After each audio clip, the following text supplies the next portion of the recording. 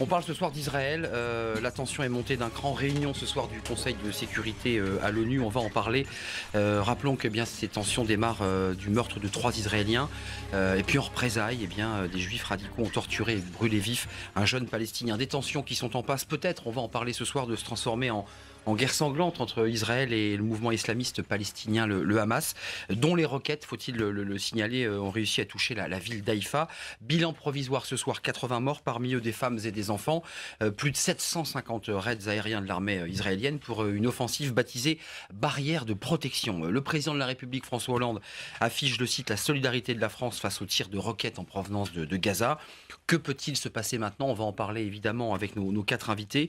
Les chars israéliens sont prépositionnés au sud de Gaza. Benjamin Netanyahou va-t-il engager une opération terrestre? C'est une question importante car ni le Hamas ni le Premier ministre israélien n'ont intérêt à une guerre ouverte, même si la population, et on parlera évidemment de la population israélienne, est plutôt favorable à la méthode forte. Meyer Habib, bonsoir. Bonsoir. Merci d'être avec nous. Vous êtes député de la circonscription des Français de l'étranger, donc votre circonscription est en Israël, entre autres. On vous écoutera. Je rappelle que vous avez été un conseiller, l'un des conseillers francophone de Benjamin Netanyahou. Julien Bayou est avec nous. Bonsoir. Bonsoir. Vous êtes porte-parole d'Europe Écologie Les Verts, conseiller régional Europe Écologie Les Verts. Et puis en 2011, vous étiez sur ces flottilles, l'un des bateaux qui partait pour Gaza. Vous avez été arrêté à Athènes. L'un de ces bateaux a réussi à rentrer dans les eaux israéliennes. Il a été arrêté. Dans les eaux internationales. Dans les eaux internationales. En tout cas, il a été arrêté. C'était pour condamner le blocus de Gaza. Marlin Grèche est à vos côtés. Vous êtes journaliste au Monde diplomatique, spécialiste du Proche-Orient. D'abord, ce livre, De quoi la Palestine est-elle le nom? L'édition, ce sont les liens qui libèrent. Et puis, vous avez un blog, Nouvelle d'Orient, qui est très lu, je voulais le signaler. Et puis la couve du Monde Diplo, pendant que j'y suis, ce qu'annonce l'éclatement irakien, parce qu'on parlera peut-être de ce nouvel État qui s'est créé, et qui pose évidemment un certain nombre de questions. Et puis dans quelques instants, va nous rejoindre Arnaud Klarsfeld. D'abord, Meyer Habib, un petit mot, parce qu'il y a des mots forts, le mot génocide prononcé par le responsable de l'autorité palestinienne. Est-ce que vous l'entendez, ce mot, ou est-ce que vous trouvez qu'il est exagéré dans la bouche du responsable de l'autorité palestinienne? Le seul génocide que je vois actuellement, c'est les 120 000 morts qui ont eu lieu, 160 000 morts à ce jour en Syrie, dans le silence assourdissant des nations. 160 000 morts. J'aurais aimé qu'on ait quelques reportages sur les enfants, les femmes des deux côtés qui sont massacrés. Et vous savez peut-être pas, Arnaud Ardouin, vous savez où sont hospitalisées ces victimes? Ils sont hospitalisés dans des hôpitaux israéliens. Il y a eu plus de 1400 victimes, d'un côté, que ce soit chiites ou sunnites, qui ont été dans le nord d'Israël hospitalisés. Et je rappellerai à M. Mahmoud Abbas qu'il y a 2 semaines encore, sa femme était hospitalisée dans un hôpital israélien parce qu'elle était gravement malade. Alors évidemment, il n'y a pas de guerre propre. Moi, je ne connais pas de guerre propre. Je vous rappelais qu'on a fêté le D-Day, la libération, on va dire, de l'Europe, du joug nazi, il y a quelques semaines de cela. Vous savez combien il y a eu de morts à Caen, à Dresde, à Hambourg? Des centaines de milliers. Vous savez ce qu'ont fait les pilotes américains? Israël, il n'y a pas de guerre propre. Une guerre est toujours mauvaise. Les Israéliens ont attendu 3 semaines avant d'intervenir. Arnaud Ardouin, quel État au monde aurait pu tolérer pendant 3 semaines d'être bombardé sans réagir? C'est ce qu'a essayé de faire Benjamin Netanyahou. Je vais vous dire mon sentiment, je ne pense pas que son objectif est de détruire le Hamas à ce stade. Il défend ces populations civiles. Mais je voudrais simplement inverser la question. Qu'est-ce que devrait faire Israël? Se laisser bombarder de façon discontinue pendant 3 semaines sans réagir? Est-ce que c'est honnêtement possible? Évidemment, c'est terrible qu'il y ait des enfants qui meurent et des civils qui meurent. Le drame, et j'en terminerai là, c'est que les Palestiniens prennent des civils et des enfants comme boucliers humains. Et ça, c'est dramatique. Parce que hier encore, j'étais sur LCI et une habitante de Gaza témoignait et disait qu'elle avait été prévenue par l'armée israélienne par téléphone pour évacuer. Il y a eu 900 morts civils pendant l'opération Plomb Durci, et là on s'oriente vers une opération similaire. À quoi ça a servi Plomb Durci? L'Europe a financé la reconstruction, les contribuables. Ça n'a pas du tout éteint le Hamas. Et depuis, par contre, on a reconnu l'indépendance de la Palestine. Ce qui arrive là, qu'est-ce que c'est? C'est une agression. C'est une violation du droit international. Donc Israël ne devrait pas réagir. Laissez-moi. Je pense que Benjamin Netanyahou est très mal conseillé, parce que là, ils sont en train de se tirer une balle dans le pied à terme, et tout ça ne peut qu'attiser la violence et l'extrémisme. Et puis clairement, on parle d'enfants, de femmes, de vieillards. C'est pas ciblé du tout. Ce sont des raids aériens. Et si on s'oriente vers une nouvelle colonisation de Gaza, eh bien c'est tout simplement La guerre qui repart pour Mais des dizaines Israël d'années. est sorti de la bande de Gaza jusqu'au dernier centimètre carré. Peut-être que tous les téléspectateurs ne le savent pas. Il n'y a pas un centimètre carré aujourd'hui, monsieur, vous le savez peut-être pas, de conflit territorial avec la bande de Gaza. Israël, Sharon a déterré des cimetières. Mais vous allez évidemment avoir la parole. Je dis qu'aujourd'hui, il n'existe. Le seul souci, c'est que le Hamas ne reconnaît pas, ne veut pas reconnaître. Je vous lirai tout à l'heure la charte du Hamas, l'État d'Israël.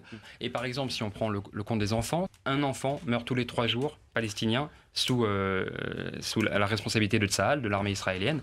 Est-ce que c'est ça l'avenir? Personne ne veut la mort d'enfants. Très bien. Tsahal est l'armée la plus morale du monde. Tsahal appelle chaque maison avant de la bombarder. Mais encore une fois, je vous dis, il n'y a hélas pas de guerre propre. 0 mort du côté israélien, je ne dis pas de bêtises. 0 mort, s'il n'y avait pas le dôme de fer, il y en aurait eu des centaines. Absolument. On est dans une escalade, en même temps on n'est pas dans une guerre. Parce qu'une guerre, c'est entre deux partenaires qui sont plus ou moins égaux. Là, on a parlé de 80 morts palestiniens, 0 morts israéliens. J'ai fait un petit calcul parce que, vous savez, les téléspectateurs savent, tous les 3 ans, ça repart. Novembre 2012, la dernière intervention. Et puis Décembre 2008. J'ai fait un petit calcul. Entre 2004 et 2013, sur 10 ans, autour de Gaza, il y a eu, du côté palestinien, 7766 morts, et du côté israélien, 28. Ce qui veut dire 1 mort israélien pour 277 morts palestiniens. Ça veut dire concrètement que ce n'est pas une guerre. Ou c'est du tir au pigeon. C'est-à-dire, bon. L'autre effet, c'est l'idée que Gaza n'est pas occupé. Mais c'est absolument faux. Gaza est une prison à ciel ouvert où les gardiens de prison, au lieu d'être à l'intérieur, sont à l'extérieur. Quand vous dites qu'il n'y a aucun territoire qui est revendiqué, il y a 20% du territoire de Gaza sur lequel les Palestiniens n'ont pas le droit d'aller. Les pêcheurs palestiniens n'ont pas le droit d'aller au-delà de 2 miles pour pêcher. Donc il y a tout ça qui fait que la réalité, c'est que pourquoi ça continue et pourquoi, même si on va avoir finalement une forme d'accord, mais pourquoi ça va reprendre? Parce qu'on a un pays qui est occupé. On a la Palestine qui est occupée depuis 45 ans. Il n'y a pas d'occupation aussi longue dans la période contemporaine. Donc cette occupation, il faut effectivement la mettre. Et la seule solution, c'est effectivement qu'il y ait un État palestinien qu'Israël refuse absolument. Une volonté de pas. La charte du Hamas. Il n'y a pas de solution à la question palestinienne. Et ce n'est qu'à travers le djihad. Mais voilà, mais ils le disent noir sur blanc. Le Hamas est un mouvement islamiste, est un mouvement terroriste. Personne ne le conteste sur le plateau. Or, hélas, aujourd'hui, l'islamisme, quel problème de colonie il y a aujourd'hui en Syrie? Quel problème de colonie il y a aujourd'hui en Irak? Entre sunnites et chiites. Fabius nous racontait qu'il jouait la semaine dernière au football avec des crânes. Les sunnites jouaient avec des crânes. C'est ce qu'on a vu. C'est invraisemblable. Quel problème de... Si Israël était faible une journée, cher monsieur, vous savez ce qui se passerait? Il disparaîtrait dans la foulée. Parce que depuis sa création, il y a quel problème de territoire, messieurs? Vous êtes déjà honnête intellectuellement. Est-ce qu'avant 1967, il y avait le moindre territoire? Il n'y avait pas 1 centimètre carré de territoire. Les Arabes criaient Edbah el-Youd, égorge le juif, et voulaient libérer toute la Palestine. Mais ne me dites pas que c'est faux. Il n'y avait pas de problème de territoire jusqu'en 67. Israël s'est défendu. Israël a gagné 4 guerres. Mais si elle s'était pas défendue, on entend Julien Bayou qui dit finalement Benjamin Netanyahou se tire une balle dans le pied en menant ce type d'opération. Est-ce qu'il y a dans la stratégie, là, dans l'actualité de ce soir, est-ce qu'il y a un risque? Ou est-ce qu'il y a une population israélienne qui le souhaite? Les gens à droite du gouvernement israélien le poussent depuis 3 semaines à intervenir. Et je l'ai eu au téléphone. Et il m'a dit il faut surtout garder son sang-froid. Son objectif, encore une fois, c'était uniquement dans un premier temps, il y a eu 3 jeunes gens qui ont été assassinés par des gens du Hamas. Et il y a eu un malheureux Palestinien qui a été assassiné par des extrémistes juifs. Et on condamne tous les extrémistes. Mais il y a la seule différence, cher monsieur, c'est qu'aujourd'hui les assassins, ces salopards qui ont tué ce malheureux Palestinien, sont en prison jusqu'à la fin de leur vie. Alors que les 3 autres assassins qui sont couverts par le Hamas sont en train de courir et sont libres. On a visité, avec 37 parlementaires, on était en Israël. On a été voir la famille Frankel. Si vous avez vu la dignité de cette femme, elle ne savait pas que son fils était mort. Elle nous a raconté que son fils était heureux, football, se préparait à la Coupe du Monde. Il appelle maman, je sors avant, je suis dans une demi-heure à la maison. Elle ne s'est pas dormie jusqu'à 3h du matin. Son fils n'est jamais rentré. Elle nous a montré sa guitare.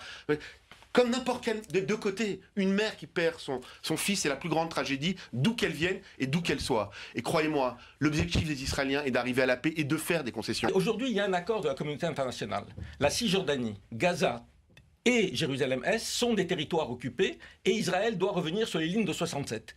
Et ça, Israël non seulement refuse de le faire, mais elle a installé dans les territoires occupés 650 000 colons. qu'aucun gouvernement... Et des colonies qui se construisent. Aucun gouvernement israélien, même s'il y a un peu d'échange de territoire, n'arrivera à rendre. Et vous parlez du Hamas et de son extrémisme. Mais M. Netanyahou, il ne négocie pas avec le Hamas. Depuis 10 ans, il négocie avec l'homme le plus modéré qu'on puisse trouver sur la scène palestinienne aujourd'hui, qui est Mahmoud Abbas. Si vous n'arrivez pas à un accord avec lui, c'est que vous ne voulez pas... Israël ne veut pas d'accord. Qu'est-ce qu'elle dit? Israël voudrait la paix, évidemment, tout le monde veut la paix. Mais Israël voudrait la paix et les territoires. Simplement les territoires sans la population. Sans les 2 millions d'Arabes. On est dans l'impasse. Qu'est-ce qui va arriver? Bien sûr qu'Israël ne pourra pas détruire le Hamas. Par contre, ils vont essayer et ils vont faire des centaines de morts, à nouveau comme en 2009. Et on est dans une impasse qui ne mène nulle part. Ça va juste prolonger la guerre. Alors qu'il y a un accord qui pouvait se faire dans la dignité, et c'est important. De restaurer la dignité. Tout simplement. Et moi, je voudrais dire un mot. Je suis extrêmement choqué par le soutien de François Hollande à l'agresseur, avec aucun mot pour les Palestiniens, alors que le Conseil de sécurité se réunit ce soir. J'aurais aimé et je souhaite que la France, au contraire, soit moteur pour trouver une issue diplomatique. Parce que là, vous êtes déjà dans la paix alors que la guerre est là ce soir. Je vois les images du pape derrière. C'est un très beau message. Mais il a parfaitement condamné. Est-ce que vous n'arrivez pas à comprendre, mon cher ami? Parce que vous êtes un utopiste. C'est que l'islam radical, il arrive aussi chez nous en France. On a 1000 djihadistes qui sont actuellement en train d'être formés en Syrie. Aujourd'hui, hélas, il y a des radicals intégristes islamistes qui ont tué à Toulouse. J'ai parlé ce matin avec Eva Sandler. Il y a des radicaux qui ont hélas tué à Bruxelles. Et chez nous, il y a 1000 personnes aujourd'hui qui sont formées par le djihad. On pense que l'avion malaisien qui a été fracassé jusqu'à ce jour, on ne sait pas où il est. Le pilote a été manifestement, tout porte à croire qu'il faisait aussi partie des mouvements islamistes extrémistes. Ça n'a rien à voir avec le territoire. Israël veut la paix. Israël est prêt à faire certaines concessions, pas n'importe quelle concession. Pour répondre à monsieur, est-ce que Mahmoud Abbas, il y a deux choses qu'il n'a pas fait, parce que Netanyahou était prêt à aller très loin, beaucoup plus loin que les gens l'imaginent.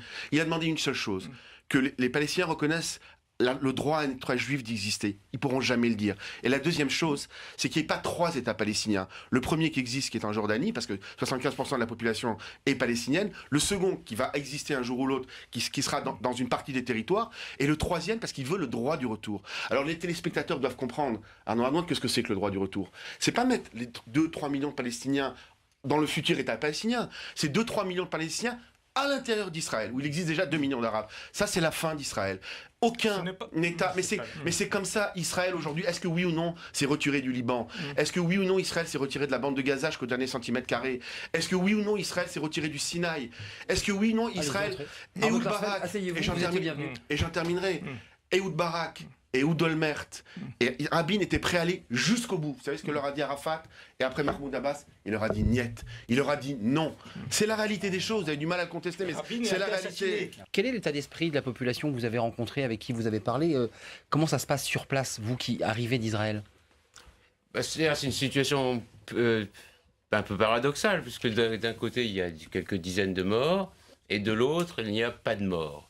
C'est-à-dire, donc, les journaux peuvent afficher 60 morts du côté palestinien, 80 morts du côté palestinien, et pas un seul mort du côté israélien. Mais en même temps, quel pays peut accepter qu'on tire des missiles? Et s'il n'y a pas de mort du côté israélien, c'est parce qu'Israël a investi aussi, avec l'aide des États-Unis, plusieurs billions de dollars dans un bouclier.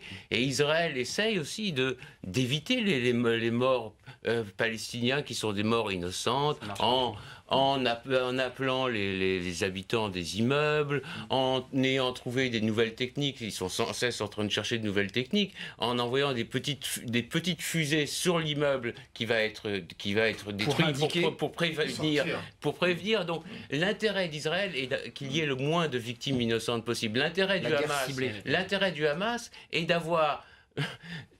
C'est un double crime de la part du Hamas. Non seulement il veut tuer des Israéliens, mais il n'y parvient pas. Mais en plus, pour l'instant, il espère avoir le plus de morts possible du côté palestinien pour, disons, essayer d'enflammer l'opinion arabe. Bon, l'état d'esprit des Israéliens est que, bon, ils ne peuvent pas accepter que leurs enfants aillent dans les abris, courent dans les abris, bon, ce qui est normal, puisqu'il y a des alertes. Et ils ne peuvent pas accepter, comme aucun État ne pourra accepter, que son intégrité territoriale soit violée par des missiles. Aucun État ne l'a jamais accepté. Et en plus, Israël pourrait, par exemple, couper l'eau. C'est-à-dire Israël est vraiment respecte les lois de la guerre plus qu'aucun autre État ne l'a jamais accepté dans l'histoire. C'est-à-dire que Israël pourrait couper l'eau, pourrait couper l'électricité, et bloquer et définitivement le territoire. pourrait couper le pétrole. Il ne le fait pas. On ne peut pas accepter d'être bombardé, aucun État ne le fait. Mais aucun État n'occupe un autre État. Et la Palestine, aujourd'hui, est un État internationalement reconnu, et qui est donc occupé par Israël. Si vous voulez, quand la France occupait l'Algérie, il y avait des attentats, y compris des attentats terroristes, y compris à Paris. Les attentats terroristes sont arrêtés quand nous avons évacué l'Algérie. C'est exactement... Le FLN reconnaissait l'Algérie et le Hamas ne reconnaît pas Israël. Mais encore une fois, le gouvernement israélien n'a jamais négocié avec le Hamas la paix. Attends, laissez-moi terminer, s'il vous plaît. Chacun son tour, allez. Ça fait 10 ans, ça fait 10 ans que le gouvernement israélien négocie avec Mahmoud Abbas. Pas avec le Hamas. Ne dites pas que c'est le Hamas qui empêche l'accord. Mahmoud Abbas veut un accord fondé sur les lignes de 67. Quand vous dites sur le droit au retour, jamais Israélien ne reviendra aux frontières de 67 parce que Abba Eban, qui était la plus colombe des colombes, disait que les frontières de 67 sont les frontières d'Auschwitz. On a amené des gens. De la propagande. Il y a 14 km de large. Est-ce que les gens peuvent imaginer? Les Israéliens veulent contrôler le Jourdain au niveau sécuritaire. Après, on pourrait faire une paix économique. Les Palestiniens vivent mieux dans les territoires. J'ai été à Gaza. Mais hélas, le problème, c'est que ce sont les Palestiniens qui ont mis le Hamas, qui est un mouvement extrémiste, terroriste, au pouvoir. Et aujourd'hui, hélas, le djihad se nourrit du terrorisme et de l'humiliation, malheureusement. Avec votre permission, comment vous expliquez que les Égyptiens, aujourd'hui, les frères musulmans ont été élus démocratiquement. Ils ont été virés par qui? Pas par les Israéliens. Par l'armée. Par l'armée, c'est un général qui dirige le pays. Et ils les ont mis en prison parce qu'ils savent que le pays est terminé. Il va passer dans l'islamisme, on va appliquer la charia. On va lapider les homosexuels. Vous acceptez les coups d'État militaires contre un gouvernement. J'accepte rien, c'est une factuelle. C'est ce que vous dites. Non, mais je n'accepte rien, j'ai pas dit que c'était bien ou que c'était mal. J'ai dit que c'est un état de fait. Israël doit faire avec. Israël doit faire avec le fait que une partie du monde arabe, une grande partie du monde arabe, le considère toujours comme une tumeur au sein du Moyen-Orient. C'est pas simplement les territoires. Bon, moi j'ai pas tout à fait la même position que Meir. Moi je suis pour, disons, un retour aux frontières de 67 avec un échange de territoires pour que des colonies comme Malé Adoumim ou des gros blocs de colonies, eh bien reste à Israël et à l'État palestinien. À l'État palestinien, on donne d'autres territoires qui sont israéliens. Un échange de territoires. Ça crée une cohérence, quoi. Un swap. Et Jérusalem, j'étais soldat à Jérusalem-Est, c'est-à-dire à Tsurbacher, Jamel Boukaber. Bon, ce sont des quartiers qui sont des quartiers arabes où il n'y a jamais un seul juif. Bon, parfois un colon juif s'installe et à chaque fois il fallait venir pour le protéger. Ouais. Bon, donc, disons, les quartiers arabes pourraient être... Mais il faut une volonté commune de coexistence. Israël a tout intérêt à ce qu'il y ait un État palestinien. Je n'arrive pas à comprendre qu'ils n'arrivent pas à voir que c'est un conflit, c'est une guerre de religieux et non un conflit de territoire. Si c'était une question de territoire, ça fait longtemps que tout aurait été résolu. Juste un point. Enfin, est-ce que vous savez...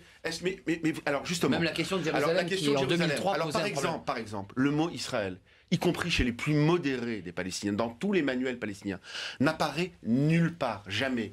Quand ils font une carte de Jérusalem, il n'y a pas 4 quartiers, mais 3 quartiers. Il y a un quartier arabe, il y a un quartier chrétien, il y a un quartier orthodoxe, et il n'y a pas de quartier juif.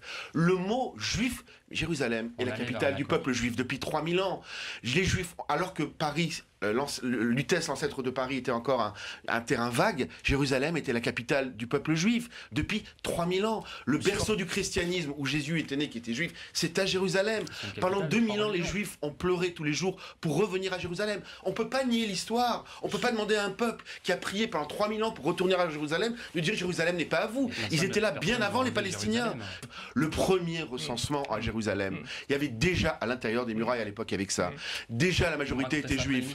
Voilà. D'abord, s'ils sont 3000 ans, il faut se demander pourquoi, depuis 2900 ans, ils ne sont jamais voulu rentrer. En fait, il y avait la prière l'an prochain à Jérusalem. ils pouvaient se rendre à Jérusalem, les juifs religieux se rendaient à Jérusalem pour mourir. Le mouvement sioniste est un mouvement récent qui a été très minoritaire chez les juifs pendant très longtemps. Les juifs n'étaient pas libres. Vous conviendrez, monsieur, que les juifs n'étaient pas libres avant. C'est-à-dire qu'ils étaient dans des ghettos. Ça dépend. Il y avait des endroits où ils étaient dans des ghettos. Et en France, ils n'étaient pas dans des ghettos. Et il y avait des tas d'endroits où ils n'étaient pas dans des ghettos. Et chaque fois que les juifs ont eu le choix d'émigrer, ils ont émigré dans leur terre promise, les États-Unis. Entre 1880 et 1920, il y a eu 40 000 émigrés en Palestine. Il y en a eu 2,5 millions de juifs aux États-Unis. Vous connaissez les quotas qui existaient à l'époque? Oui. Vous avez appris la loi Pell? Est-ce que vous savez comment ça fonctionnait à l'époque? Justement. Est-ce que vous savez comment on a refoulé des bateaux des gens qui sortaient des camps? Comment les bateaux ont été refoulés? Est-ce que vous connaissez l'histoire d'Exodus? Vous me laissez terminer? Si on est dans la mythologie, effectivement, on peut aller. Pour les Palestiniens, et je crois que c'est une réalité, le mouvement sioniste a été un mouvement colonial. C'est-à-dire des colons qui s'installaient dans un territoire où il y avait une autre population et qui les ont expulsés. Maintenant, il y a une réalité de fait qui doit nous amener à trouver une forme de compromis. Mais cette situation coloniale, comment on peut demander aux Palestiniens de dire on va reconnaître la légitimité de la demande juive? Dans l'histoire de l'humanité, il y a eu des guerres, il y a eu des perdants et des gagnants. La France n'avait pas ses frontières avant les guerres ou après les guerres. Le monde entier s'est fait avec des guerres, des perdants et des gagnants. Israël a gagné 4 guerres qui lui ont été imposées. Israël n'a jamais rien demandé. On demande après qu'Israël ait gagné 4 guerres de revenir à la case départ et de rendre, en particulier Jérusalem, qui est le symbole de toute son existence. Ça, ce sera jamais possible. Mais de toute façon, Israël est un État démocratique. Mais vous savez quoi? C'est aux Israéliens, aux Palestiniens de décider, pas à nous en France. La seule chose que je dis aujourd'hui, Israël est un État démocratique qui a une majorité et qui votera. Et ils ont prouvé par le passé qu'ils savaient évacuer le cas échéant des territoires. Mais le problème n'est pas là. C'est un prétexte, ces territoires. Le fond de la question, c'est l'existence d'Israël. Moi, je suis scandalisé ce que j'entends. Il n'y a pas d'apaisement dans ce débat. Je ne comprends pas. Moi, la première chose qui a eu, effectivement, qui m'a fait sursauter, c'est qu'on a un peuple israélien qui ne voit pas que son Premier ministre a appelé à la vendetta, à la vengeance. C'est ça être proche de Dieu? Alors, ce peuple juif, le peuple élu, qui ne dit pas à son Premier ministre « Halte, halte au feu, vous allez à la vengeance », c'est ignoble. C'est juste une honte. On n'entend pas M. Macias, M. Bruel, le président du CRIF, notre Premier ministre, le chevalier blanc de contre la haine, etc., qu'on a entendu pendant des mois, on les entend plus, ces gens-là, en disant « Mais attendez, le peuple élu, le peuple juif, c'est le peuple élu ». Mais alors, attendez, Thierry, vous emballez pas, on a entendu votre point de vue. Non, mais c'est juste inadmissible. La vendetta. Qu'est-ce que vous répondez? Vous avez été un des conseillers. Est-ce que c'est vrai? Il est manifestement, qu'est-ce que vous voulez, il a le discours typiquement antisémite. Voilà ce que je peux répondre. C'est même pas la peine. Pour vous, c'est l'antisémitisme. Oui, vous voyez sa véhémence. Les missiles viennent de Gaza. Israël s'est retiré de Gaza. Le Hamas prend le pouvoir, tire des missiles sur Israël. Israël essaye de. Je crois les Français le voient, ça. Les Français normaux dans le pays le voient que Israël essaye de riposter en causant le moins de dégâts civils possible. La politique d'Israël nourrit le terrorisme et elle va subir. C'est une politique pyromane.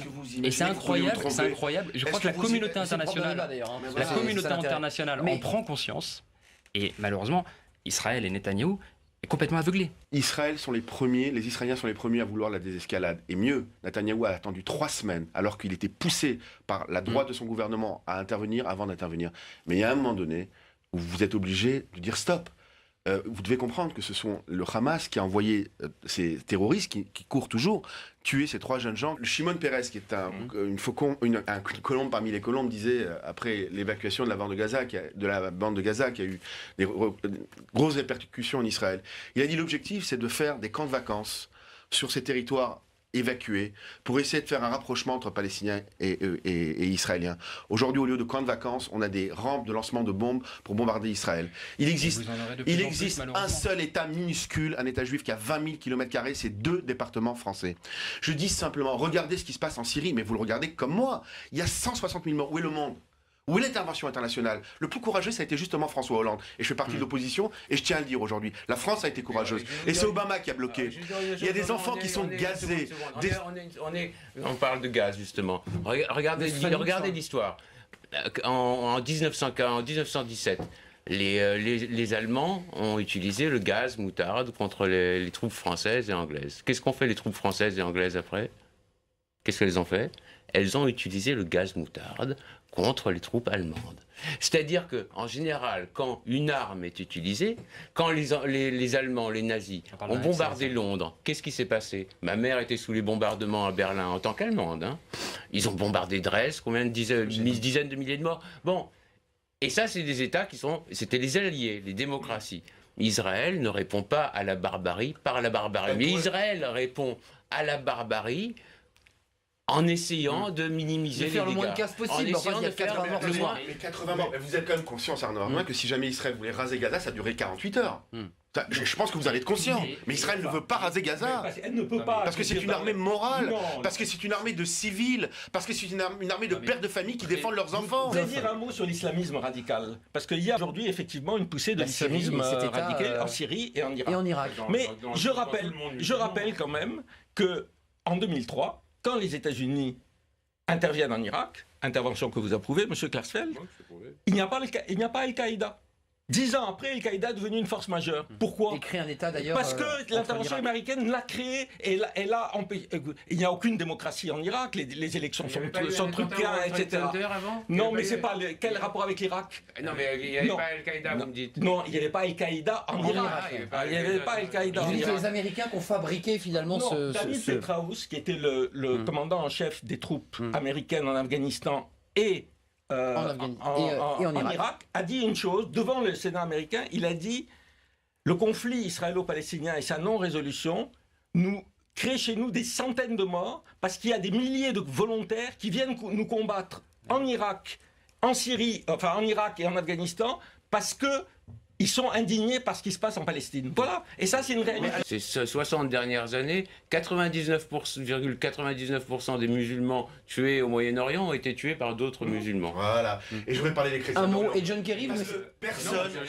Messieurs, moi j'aurais voulu que nous nous mobilisions aussi. Je suis très mobilisé à l'Assemblée nationale. On sort du débat militaire en Israël. Non, mais oui, mais pour les chrétiens d'Orient, lorsqu'on rentre en Irak, on rentre dans des églises, on massacre les gens, on les brûle à l'intérieur. C'est quoi? Il y a un problème de territoire, il y a un problème de colonie. C'est ça le drame. Ouvrez les yeux avant qu'il ne soit trop tard, parce que ça va arriver chez nous. Israël est en paix avec l'Égypte depuis 30 ans, est en paix avec la Jordanie. Donc il n'est pas menacé par tous les pays arabes. C'est les pays frontaliers. Avec un soutien. Il y a un problème avec la Syrie. Rappelons-nous que c'est quand même Ehud Barak qui a refusé de signer un accord parce qu'il ne voulait pas rendre l'ensemble du Golan.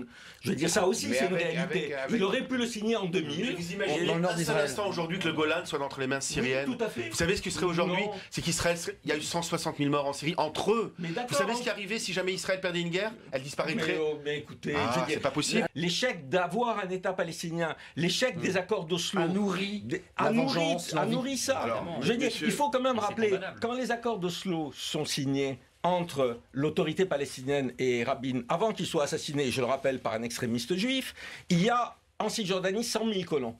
Aujourd'hui, il y en a 350 000 en Cisjordanie. Il y en a plus de 200 000 à Jérusalem. Comment vous voulez qu'on aille à un accord? Comment vous voulez qui que ce soit palestinien puisse croire à un accord? Ce sondage, approuvez-vous la stratégie militaire de l'État d'Israël? À 91% non, ce sont les internautes du JDD, à 9% oui, sur 1786 votants. Donc il y a pas mal de monde qui a cliqué sur le site du JDD. Merci à vous quatre.